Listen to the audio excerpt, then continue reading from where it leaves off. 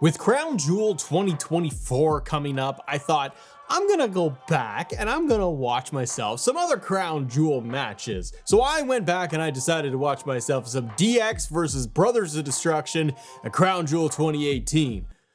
It's not good.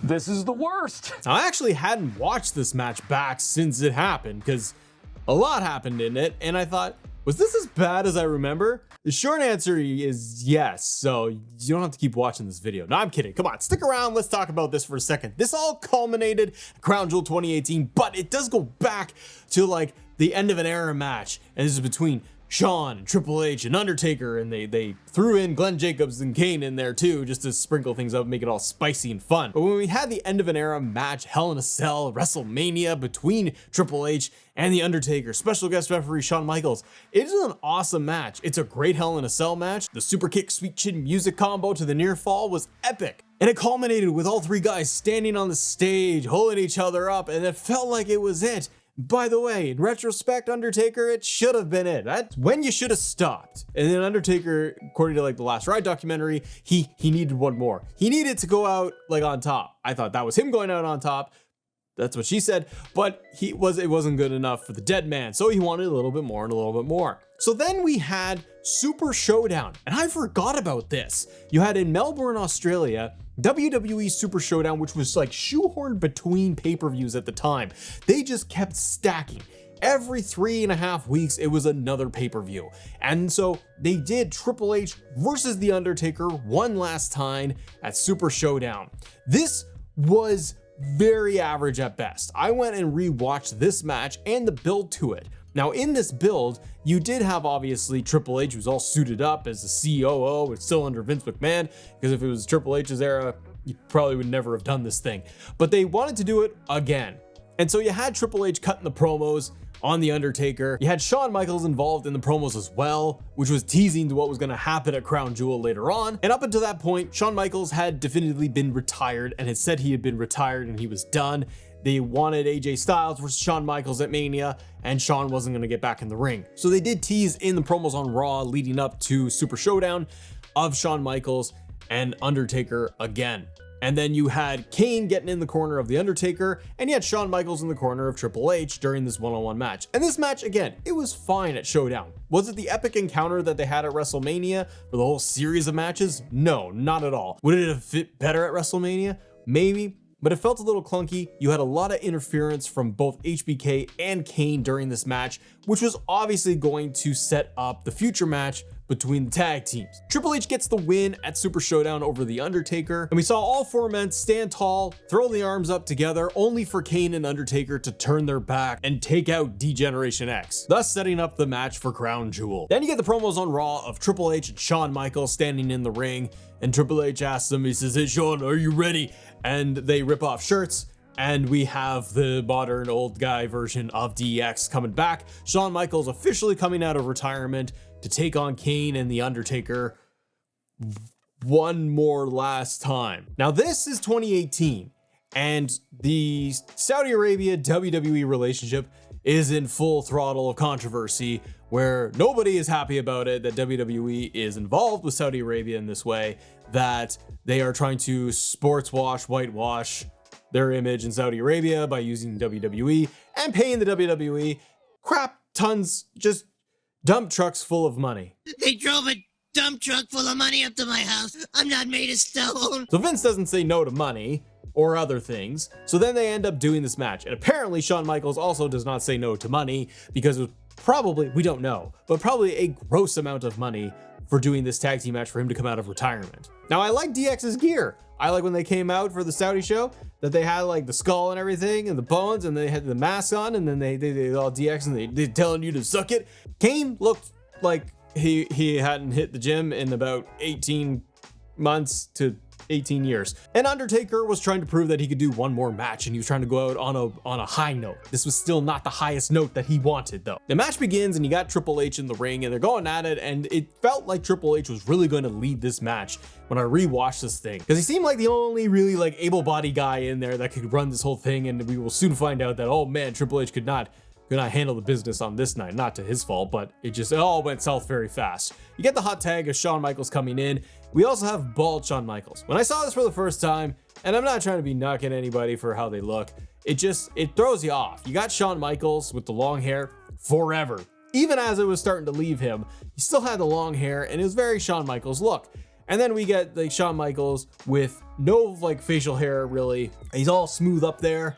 And then you got Triple H also smooth head with the beard. They look like twin brothers. It's just the look for Shawn, it just wasn't a great look at the time. So trying to get over that and that aesthetic, it starts off as a very standard tag team match. It seemed fine. Things were fine. The crowd was hot for Shawn Michaels getting into the ring, but also it just kind of like the crowd really didn't seem to care all that much. They seemed very distracted about just walking around and doing other things in the crowd and not really paying attention to the match. The match seemed to be going okay up until the point when Triple H decided to tear his pec. Now, he didn't decide to. Kane Irish whipped up into the corner and Triple H tumbles over the top, tried to do like a little bit of a Ric Flair spot, I guess, and it went completely south and he tore his pectoral muscle. It's the same thing that happened to Cody Rhodes leading up to his Hell in a Cell match. So Triple H is in like excruciating pain. And you knew watching this when it happened that you're like, something ain't right over here. The King of Kings does not go down that long. And eventually they get Shawn Michaels to the outside and knocked over with Triple H, and the two of them are talking and Triple H is clearly telling Shawn that like, I am completely fucked up over here and I cannot go anymore. So Triple H's arm and shoulder and everything is just toast. I guess was it the right? Yeah, it was just right. This is all just mangled, mashed up. So it turns out then Shawn Michaels is gonna have to do more heavy lifting in this match, which is what I don't think Shawn was hoping to get out of this whole thing. So Triple H, when you watch this whole thing back, he is trying his best. He is using his left arm doing chops and strikes and the occasional right arm strike, which looked excruciatingly painful, but everything was just using the left hand and just trying to slap and chop these guys. We see snake eyes, we see sweet chin music. Kane hits a choke slam all on Shawn Michaels during this time. Undertaker, Triple H to try to Irish whip into the corner ringside, and then that looks awkward. So then Undertaker goes down, and then Triple H proceeds to try to take out Kane in a weird way where he goes up to the edge of the apron, and then I guess to try to do a double axe handle or something. Kane catches him and choke slams Triple H through the announce table, which also looked really painful because it didn't look like it broke properly, because I don't think Kane could get the height off Triple H because he's already just got the whole pec destroyed. So now Triple H is like out of this match. Like he is just done. It's like, put me through a table and let me just lie here to the end kind of thing. So Triple H gets all this time to be able to just lie there and just take a breather. So Kane and Undertaker start to just beat up on Shawn Michaels left and right because Triple H is taken out. Then you get the next spot of the night where it just all goes to hell, and you get Kane unmasked, and not like in the match on Raw where he tried to unmask with RVD and did that and his face was all weird. No, this is just a botch in itself where Shawn is up on the top rope hitting strikes on Kane, and Kane's mask falls off with the hair. So the camera zooms in right on Shawn Michaels so they don't see that as Kane quickly tries to just throw his mask hair thing all back on. So you get another bad spot in this match. At this point, I think the crowd, like watching it back and listening and try to listen into the crowd too, the crowd is clearly just not into this. Like they're just kind of indifferent, or they're like, this is just bad. This is just bad to watch. And then shortly after, you get the next cringy, hard spot to watch and indulge in. It's going to be Shawn Michaels trying to hit that moonsault, backflip moonsault onto everybody on the outside. And Shawn, I watched it back, like I kept rewinding this thing to just see the spot, and Shawn lands like just all on his body. Like no one caught him.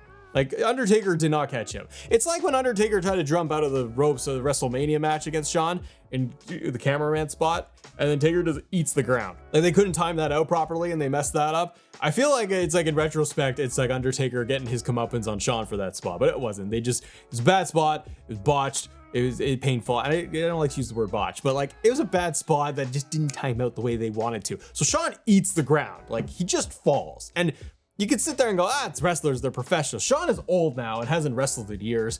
And doing this spot where he just kind of shrugs and does the moonsault, you think like they're gonna catch him a little bit. No one caught him. That looked very, very painful. Triple H is still destroyed at this point, but King got his mask back. This is why Triple H is like one of my favorite wrestlers of all time. He's back in the match. He's trying to just hit people with like the face buster. He's trying to do all the signature stuff here. He's got one noodly arm just lying there doing nothing. He hits the spine buster on Undertaker, nails a pedigree on the Undertaker, Taker goes into the Hell's Gate on this point on Triple H. Shawn gets the sweet chin music, and I'm sure this was kind of the spot they wanted to do, but it just looked like it hurt everybody. So Shawn hits the sweet chin music on Kane, and Kane falls back, but he lands like right on Undertaker's head when he falls backwards. And I know that's probably they wanted to break up the Hell's Gate in that spot, but they didn't land in the middle of them. Like, Kane's 300 plus pounds and he just lands on Undertaker's head. So the match starts to come to the conclusion. You got sweet chin music onto Kane, and then Triple H turns it into a pedigree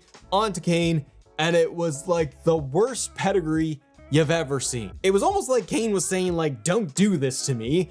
And Triple H is like, I got one arm, you're going down. And he just smashes him into the canvas, and it was over. I looked it up too, and Dave Meltzer for star ratings, whether that matters to you or not, but he gave it a 1.75 stars for this match. So even rewatching this thing, it really wasn't good. It was a shame that they tarnished all four guys' legacies like this. It didn't destroy them. Taker went off to have a fantastic career after that with like, I don't even know how many more matches Undertaker had. I'm pretty sure Triple H stopped after that and he was like, enough's enough. Shawn went to NXT and Kane became a mayor. So they all found something that they enjoy. Crown Jewel nowadays, and it's only a few years removed, has a little bit more continuity in terms of WWE storylines. Instead of them just trying to pull out guys from retirement and doing these matches. It's not perfect. Like, we're getting mega title championship Cody versus Gunther. So it's still just kind of, whatever. But rewatching the show, I think we can all agree that the real champion and the real winner of this whole thing was the World Cup winner, Shane McMahon. What a f***ing nightmare.